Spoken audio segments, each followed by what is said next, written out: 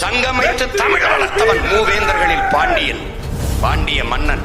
அந்த சங்கம் வைத்து தமிழ் வளர்த்த மதுரையில் தான் நாம் நின்று கொண்டிருக்கிறோம். ஆனால் தமிழ் இருக்கிறதா என்று நீங்கள் சிந்தித்து பார்க்க வேண்டும். இந்த சூழலில் நம் முன்னவர்கள் செய்த பிழையை நாம் செய்துவிடக்கூடாது. நமக்கென்று இந்த பூமி பந்தில் ஒரு தேசம் வேண்டும் என்ற கனவோடு ஒடுக்குகிற தேசிய இனத்திடமிருந்து ஒடுக்கப்படுகிற தேசிய இனம் பிரிந்து செல்ல விரும்புவது தன்னுரிமைங்கிற புரட்சியாளர் லெனின்.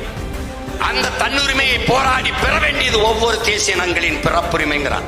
அந்த பிறப்புரிமையை கேட்டு, தமிழீழ தாயகத்தை கேட்டு ஒரு புரட்சிகர போராட்டத்தை முன்னெடுத்தான் எங்கள் உயிர் தலைவன் மேதகு பிரபாகரன் அவர்கள்.